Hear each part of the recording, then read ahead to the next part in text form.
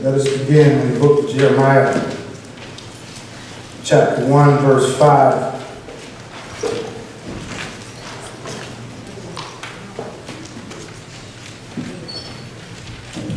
Deacon John shared this passage, this verse of scripture to you earlier.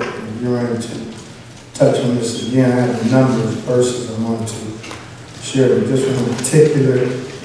It reads as follows. It says, "Before I formed thee in the belly, I knew thee. Before thou came forth out of the womb, I sanctified thee, and I ordained thee a prophet unto the nations." Yes. Before you were, I called out what you was going to be. Yes. A prophet. Put his name and say, that's a calling. That's a calling. Amen. The word calling takes on a number of members and a number of meanings in the Bible, three in particular. One of the word calling is often used in connection with worship. It's also used with election. That's when God chooses for salvation. And the last one here is with vocation. That's the purpose in which he called you. In other words, it's what he's going to utilize you as. Whether you might be a deacon, a preacher, a painter, a butcher, or a lawyer, or a police officer. It's your vocation. And one of the things that's lacking in the church today is believers being aware of their calling and operating in it. And so today I want to take some time out come before you to identify some things that can help you find what it is that the Lord will have you to do. First of all, I wanted to define the word calling. And one of the definitions is a particular occupation, business, or profession. A calling, a function or a station in life in which one is called by God. A function or station in life which one is called by God. Many of the members of the body of Christ, in this body in particular, have often told me that they were not aware of what their calling were. They knew they were believers, they confessed Jesus as Lord. As far as what they were called to be, they were uncertain of it. When I refer to the word calling, I'm referring to what the Lord will use you as to bring him glory. Ask that question today. Do you know what the Lord will use you as to bring him glory? Ask your neighbor, do you? No. To bring him glory. The body has many members, and those members must function properly to accomplish its duties. The members of the body must function properly to accomplish its duties. The eyes must see, the ears must hear, and so on. Learning what part of the body you are assigned can be challenging. How many of you going to church a long time and you still don't know what it is that the Lord has you to do? Everybody here knows.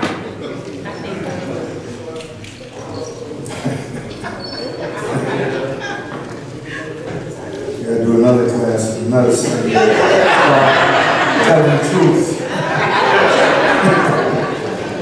Many of you have made it known to me that you are uncertain about your calling. As senior pastor of Christ Church, it is my responsibility to help you find your way to your calling.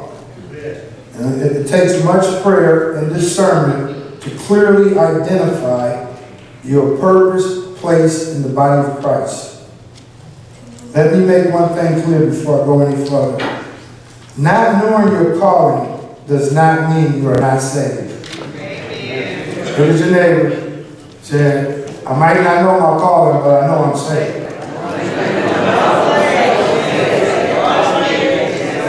And I got something to add to that. It also doesn't mean you should sit with your arms crossed and do nothing. Hello? Just because you don't know don't mean that it's not something that you can do. And so I'm going to list some of the things you can do while waiting for it to be made known to you. Amen? And there are many things that you can do before discovering your calling. One is you can pray. Look at your neighbor and say, we all can pray. Next is be kind. Show mercy. Forgive others. Love. Fellowship. Share the gospel. Praise the Lord. And encourage others. We all can do that. You don't have to know what you call me to do that, do you? So we without excuse. That's what's expected of us. We expected to do those things. Bare minimum.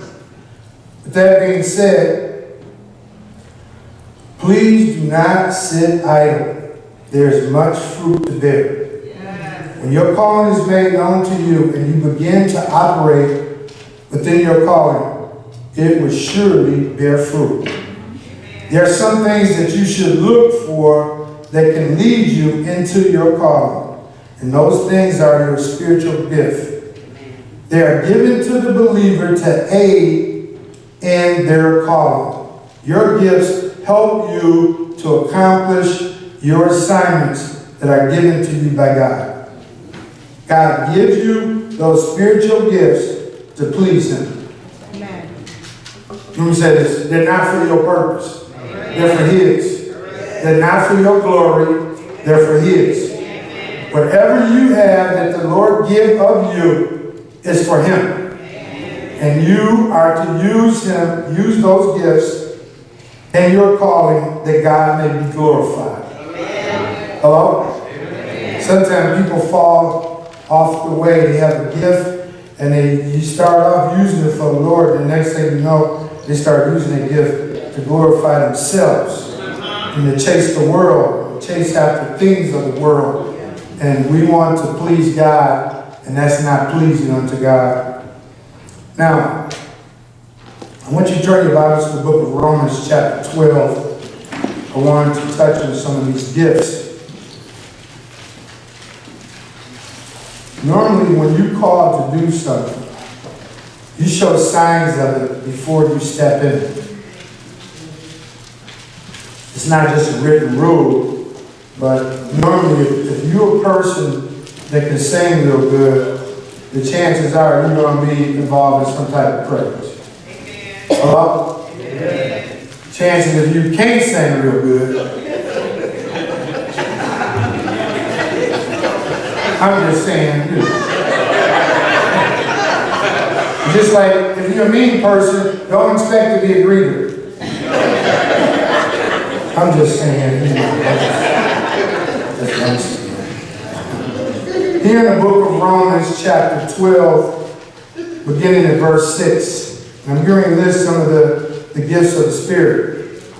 Here it says this, having the gifts differing according to the grace that is given unto us, whether prophecy, let us prophesy according to the portions of faith, or ministry, let us wait on our ministering, or he that teacheth on teaching, or he that exhorteth on exhortation, he that giveth, let him do it with simplicity, that he ruleth with diligence, and that he showeth mercy with cheerfulness.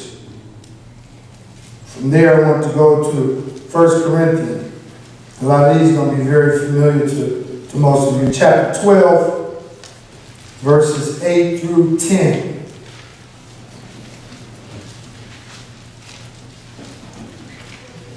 We're not all given the same gifts. All believers are given a measure of faith, though. Amen. But all believers don't have wisdom. Some people say, and no, that's the truth.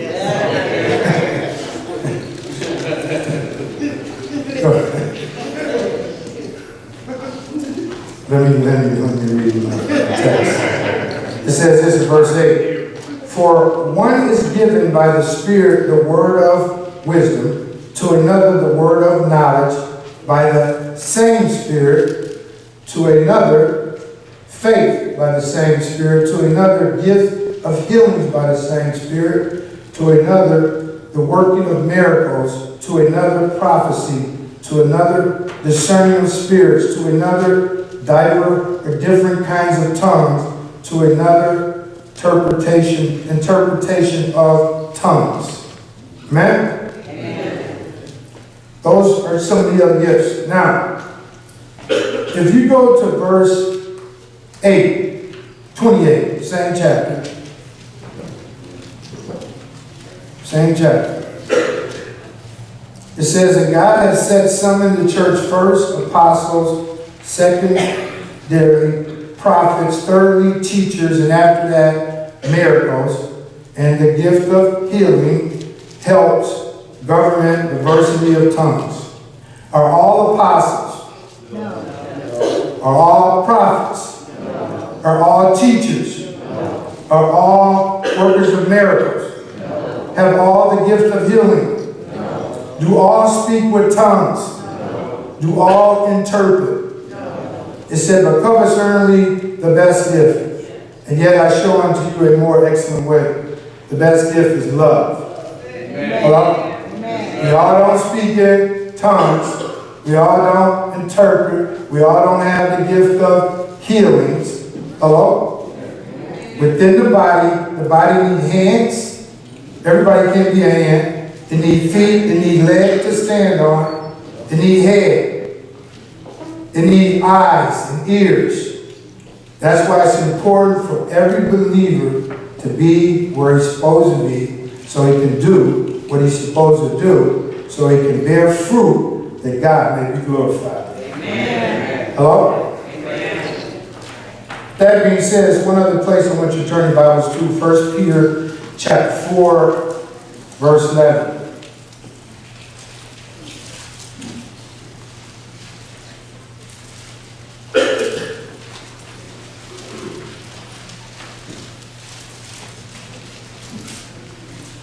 First Peter 4, verse 11.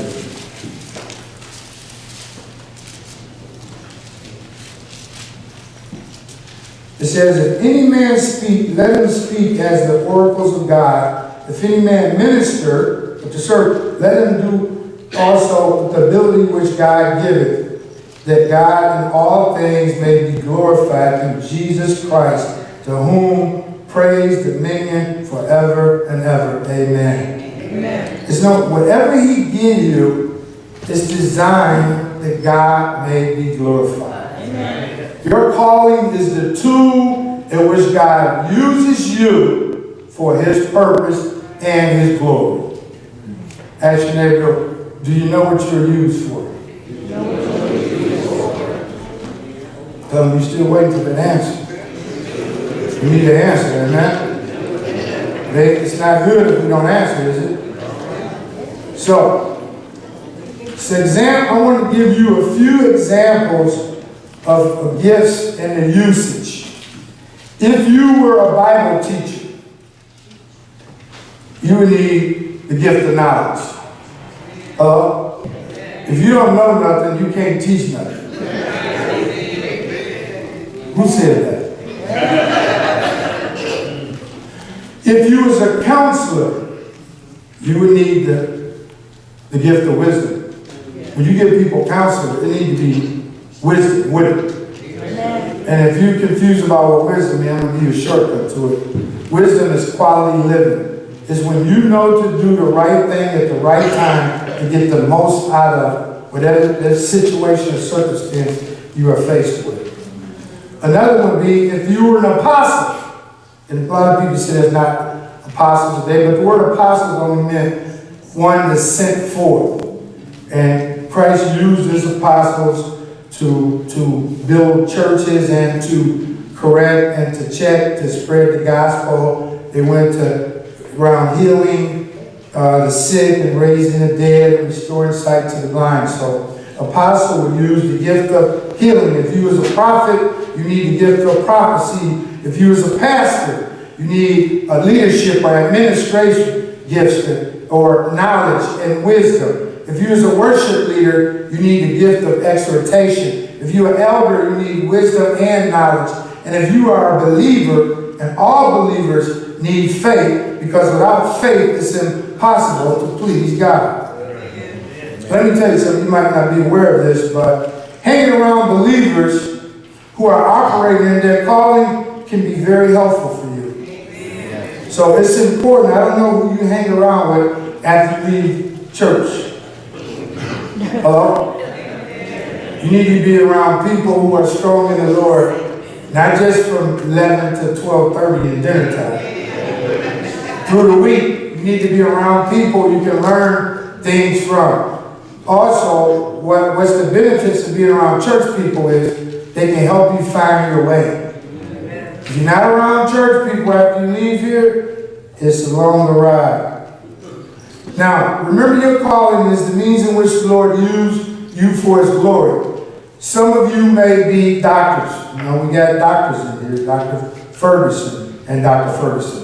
Brothers and sisters, they're not husband and wife. That's people, is that his wife? That's his sister.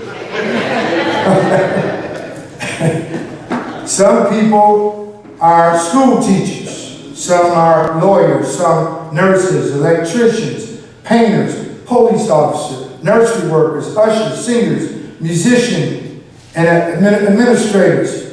Don't think that when you have a gift of God, it's only meant to be used at the 8 and 11 o'clock service.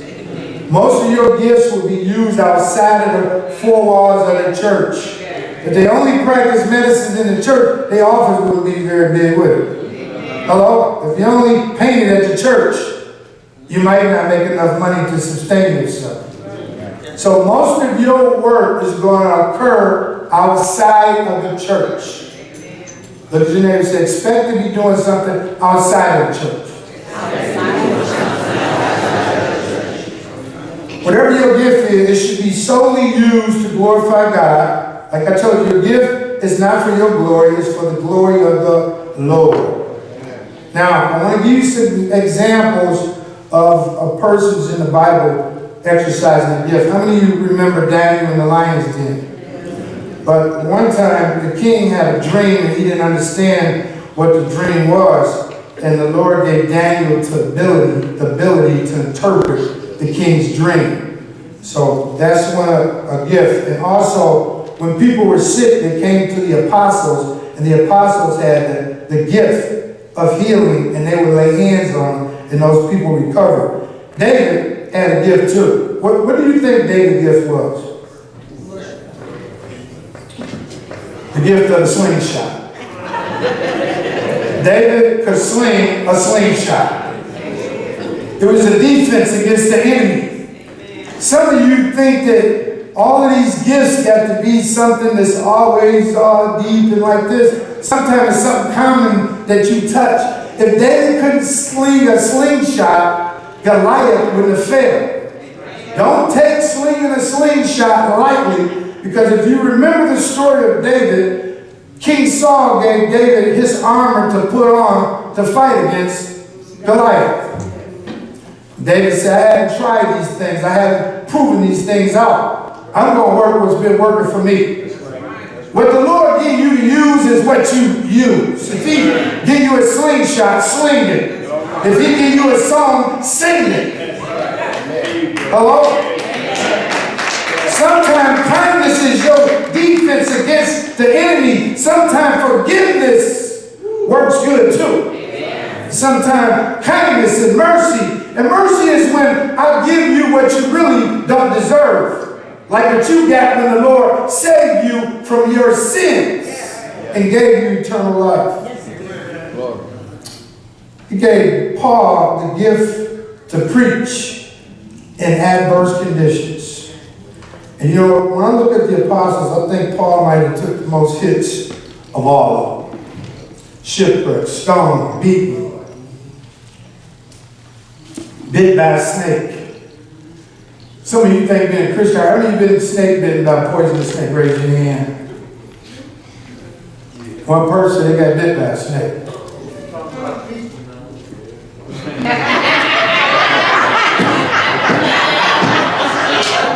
Brother Real said, we talk about people He's talking about reptiles. He says he been big too. When we talk about, I said he been shipwrecked. He had to spend some days in the water. Yes. And these things occurred over and over in his life. But he still was bold enough to preach the gospel because it was imparted unto him. And with that being said, I want to touch on you, where you are in the Lord. It is so critical in this hour. It's so urgent. Death is all around us. Destruction is all around us. The value of a family has been lessened. Our children are in like war zones just to go to school. It's important for you to seek the Lord with all your heart. It's important for you to petition God to ask him what it is that he will have you to do. And you'll be surprised how close you are already to it. It's not something that's going to totally change everything you do. It can be life-changing, but it's something that's more than likely you're already good at. Now you're going to be aware what you should use it for. You know, one thing that I've been blessed with has been the gift to connect people, to reach people.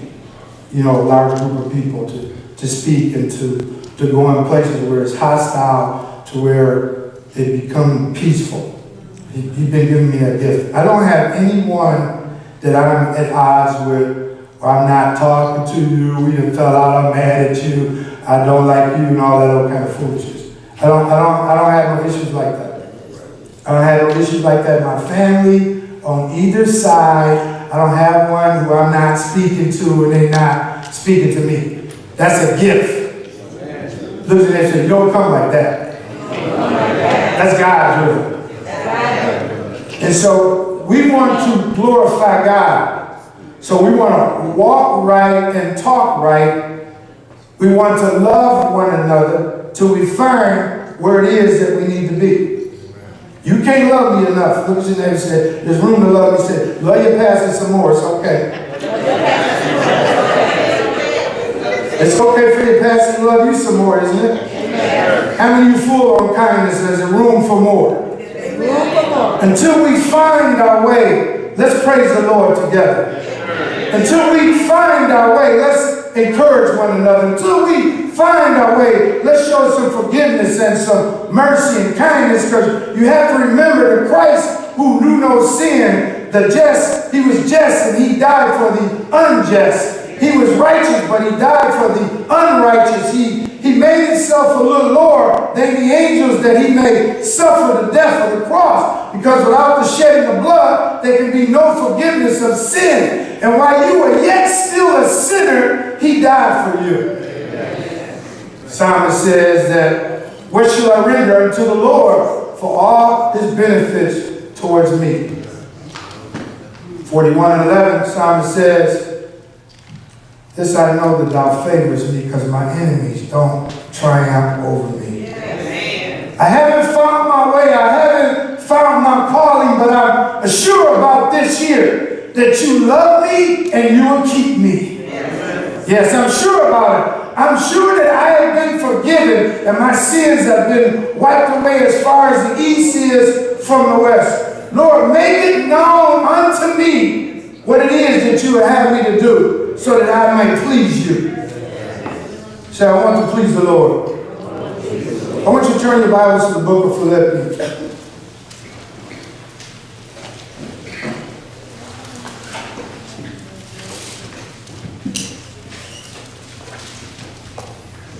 Chapter 2.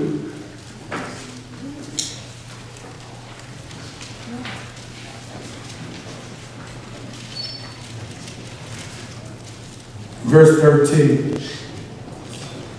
He told Jeremiah, before you were formed, made, known in the earth, I sanctified, I set you apart, and I made you a prophet Why did you do that, Lord? For my glory. You didn't pick me, I picked you. Look at your neighbor and say, you didn't pick the Lord, he picked you.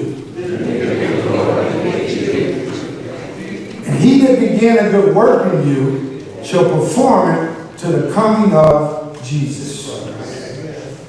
Here in the book of Philippians, chapter 2, verse 13, it reads as follows. It says that, for it is God which worketh in you both to will and to do of his good pleasure.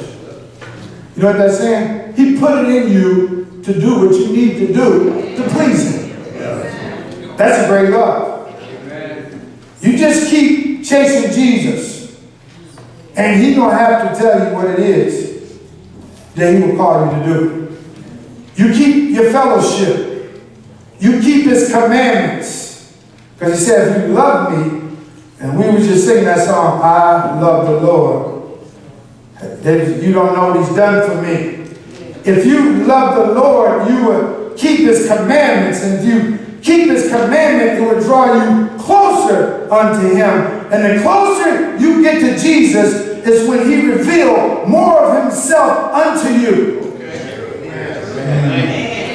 Some of us see Jesus from afar. He's over the mountains and far away. He's way up in heaven. But some of us are close to Jesus. We know about being in his presence. We understand about that joy that comes with it. We know about that secret place. We know about refuge. We understand about having peace with God. It gives us a peace even in the midst of trouble. We understand he is responsible for sustaining us because he is our shepherd. We are the sheep of his pasture. When he calls us, we follow him. He don't let the enemy snatch us away. Yes, we may wander off. We don't always conform to what his word says. Sometimes I give people a word that the Lord gives me and they don't receive it. That don't mean I change it. Hello? I got to do what he tells me to do. After all I've been through, you just, when they say you just don't know what he's done for me, that's real in my life. So when I tell you that the Lord told me, after all I've been through, and he has placed me where he has placed me at, you can believe that Jesus is real in my life, and the word of the Lord that I give you is real. I'm not begging for silver or gold. I want you to fulfill your purpose. I want God to be glorified. And I want us to love each other like we've never loved each other before. I don't want no foolishness. I don't want murmuring and complaining. I want yes and amen. Thank you. I forgive you. I love you. Because I guarantee you, your turn going to come when you're going to need somebody to forgive you. You're going to need somebody to love you. You're going to need somebody to be kind to you. Yes, yes, yes. The God that we serve, he tells us, I'm a way out of no way. Yes, I will never forsake you. I won't leave you. I know what I'm called to do, and I do it. You know, today I got off work, I came here, and when I was walking in the door, even before I got in the door, I says, I love this fellowship. I'm just driven to it. You got to get thirsty about Jesus. You can't just say, oh, Jesus. This ain't the show. This ain't a play. This ain't some song somebody wrote. This is the God, the maker of heaven and earth, who drew you out of the miry clay, who set you up on the right state of all nations. He has made you new. You are not who you used to be. You have a new lease on life. You have been forgiven. He has chosen you. He has made you a chosen people, a royal priesthood, a peculiar people unto himself.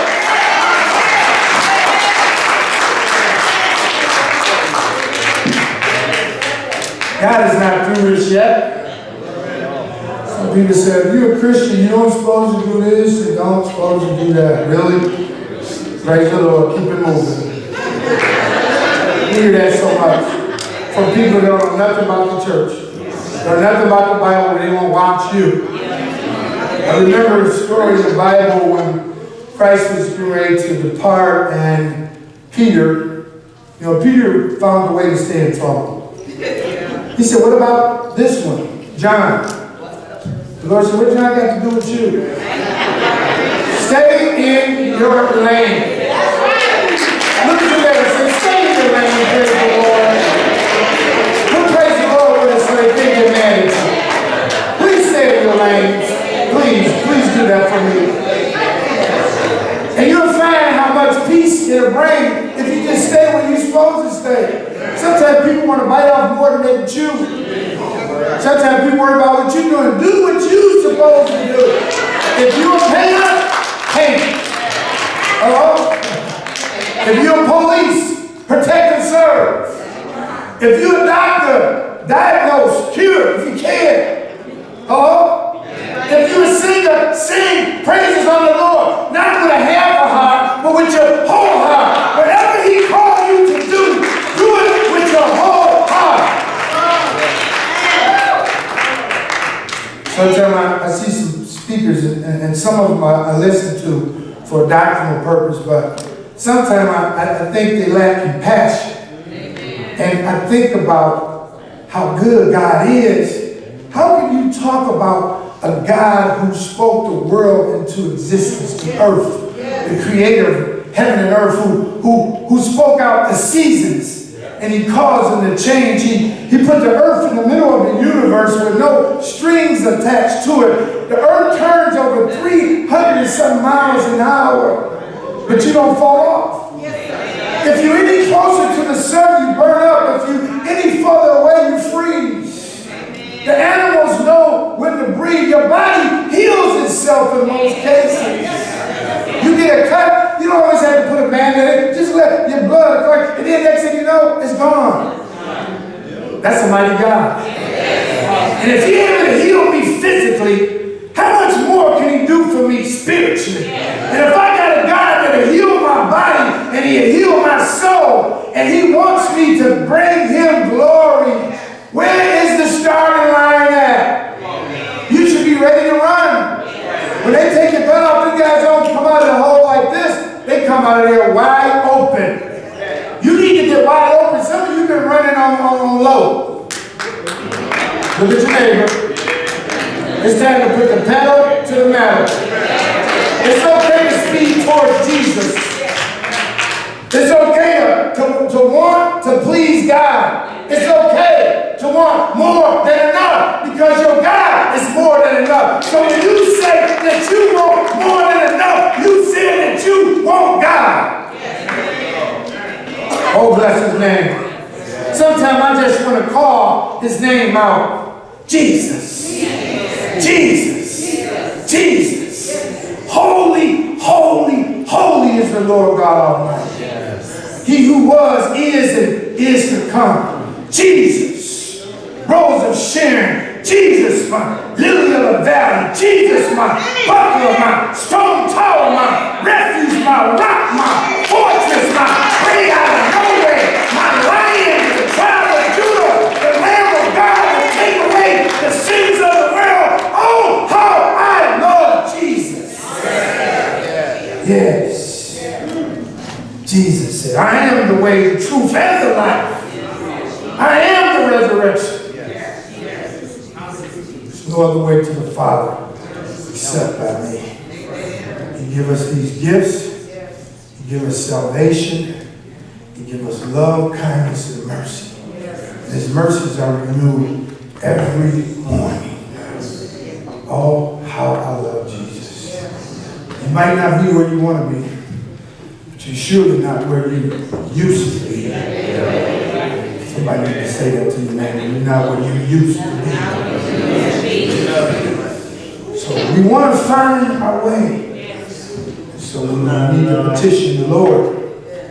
Lord, make it known unto us. I've been petitioning the Lord. Make it known unto us. I I'm going to engage in some activities at another fellowship, or I used to fellowship, that's some things going on, and I think that it's meant for me to have some input in it. So I'm moving. I'm not sitting on the sidelines with my hand crossed, waiting for the coach to call me to play. Hello? In this game here, everybody plays. You know, they got these leagues now where some of the kids can't play nothing. And I know some people might be offended by it, but you know, everybody's not an athlete. And they say, well, everybody needs to play. Well, are you playing to win or just to play? Look at your neighbor and say, we playing to win. We playing that God will be glorified. So we're not just swinging to swing, we swinging to win. When we fight, we are fighting to win. We fight with a purpose, and the purpose is that God may be glorified. The purpose is that this good news of God's mercy shall be made known to the world. Amen. Jesus is Lord. He's Lord forever. You don't go on vacations, you don't take breaks. He can't get laid off. He can't be fired. He can't be turned back. No one can give him counsel. What he says is what it is. And what he called you to be is what you're going to be. And can't nobody do nothing about it. When David became king, they couldn't change that. Hello? You think everybody goes and meet me in a pastor? When I got ordained, people like, Kimbrough, you a pastor now? They were blown away by it. I say, I am too. I'm blown away by it too. But when you come to know how good your Lord is, if you only expect a little, you're going to get a little. But if you expect a lot, you'll get a lot. I expected a lot because I serve a God that's more than enough. Amen. One thing I know too, he's not finished with me yet. He's not finished with you. Where you are is not where you're going to finish. So I want you to be excited. I want you to share how good God has been to you. And if you know your calling, walk in it, talk in it, share it. For all you know, it might draw someone else into theirs. I pray on today that every soul under my voice come to know what it is that the Lord will have them to do.